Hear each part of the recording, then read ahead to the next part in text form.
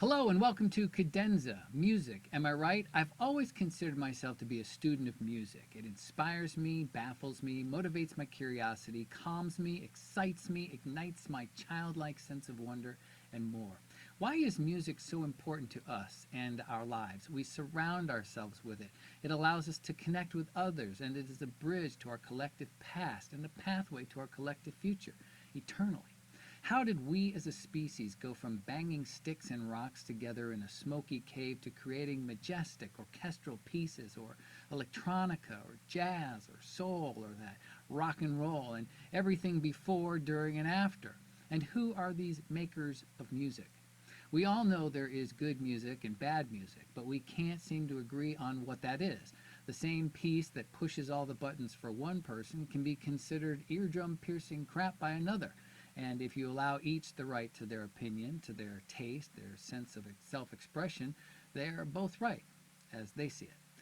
Music and music appreciation are completely subjective. Even the most popular music in the universe will have a share of the population who, just doesn't care for it. But no matter how you define it, no matter what drives your playlist, no matter what you shove into your ear holes to feed your soul, move your feet, or sing out loud, that thing is the result of someone, yes, possibly even you or me, someone doing the creative work of making music.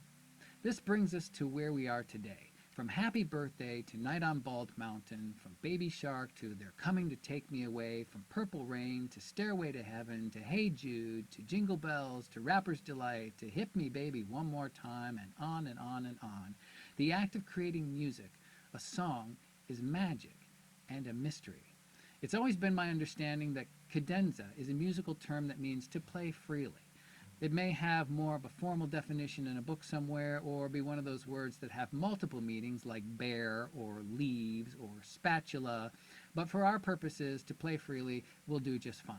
We will play freely in our expression of songs and sound, how they evolve from the creative ether, how they may or may not have weathered the tests of time or captured an audience, or whatever else we discover as we dig into the process of creation.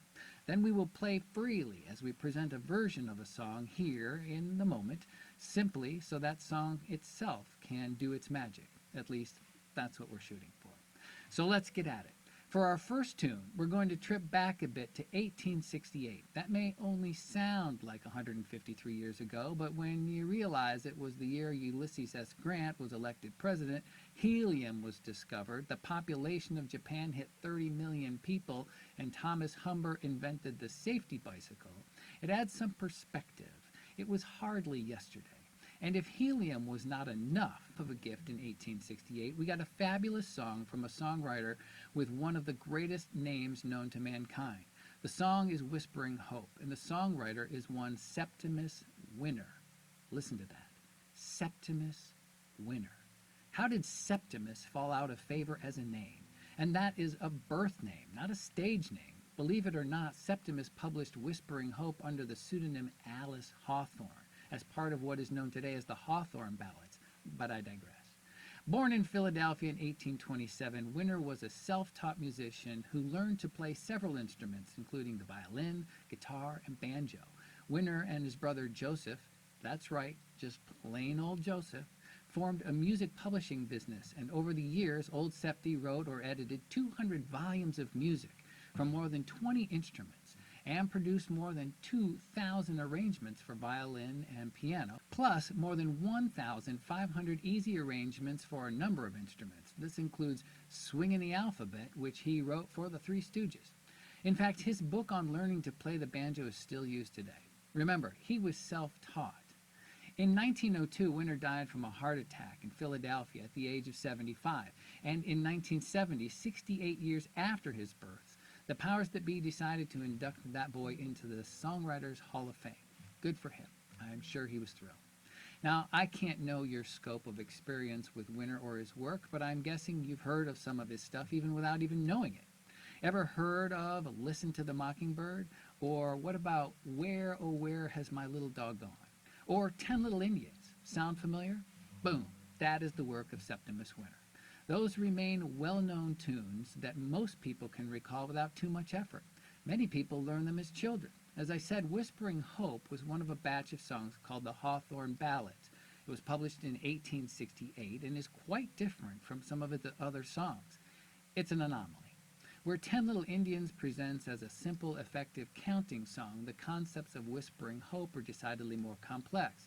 Because there's little information available to take us inside Winner's creative process, we can only wonder what motivated Winner to step outside of his area of familiarity to address the concept of the human capacity for hope. They say it is the work Winner will be most remembered for, and was the last popular song he wrote before his death. Interestingly enough, over the years, Whispering Hope became a pretty big deal in churches all over the place as a hymn. It is still being produced and performed as such today. The thing is, according to Septi and his pals, the song was never meant to be religious, and they all found it a bit funny how popular it was getting as a church song. I guess the religious folks felt the concept of hope or the voice of hope was synonymous with the voice of God or something, and not to be deterred, they snapped at that tune and adopted it as one of their own. When I first came across the tune a few years ago, I didn't get a religious vibe from it. Admittedly, I read the lyrics first. I had yet to hear it. After I heard a few versions of it, I saw the twist. I did a bit of research into how this happened, and what I found is that people seem to apply religious significance or biblical imagery to the words and music, which they then supported, as they might still do today, with references from the Bible as they deemed appropriate. I'm not sure this happens a lot. Could be argued that the church folks just really wanted this one bad. They didn't apply the same philosophies to other angel-mentioning, voice-whispering songs like John Prine's Angel from Montgomery, Sarah McLachlan's Angel, or heck, Let It Be for that matter, which could be seen as pretty hymn-like. The fascination here is in the evolution of the unintended. You may create something with a message that is clear to you in your head, but once it flies to the masses with the doves, you generally give up the power to control the narrative. People see and hear what they want to. There are a lot of songs out there that deliver well on the concept of hope and on a more secular level, making them more accessible to everyone. Bill Withers' Lean on Me would make a heck of a hymn. I think the concept of hope is more of a feeling or a longing or a point of strength when you need a boost from inside. More of a representation of the human spirit than something you get externally from one of your favorite regal cloud surfers. And everyone is entitled to hope no matter their belief system. It's not restrictive, it's not exclusive, and can be very individual, and it's free. In my arrangement, I tried to keep the essence of the message, hope, as the focal point, and to distance it a bit from what may be a more familiar hymn. Kind of like if you were searching for something lost that you have an urgency to find. So here we go, Whispering Hope, some 153 years later, with a hearty cheers to you, Mr. Septimus Winner.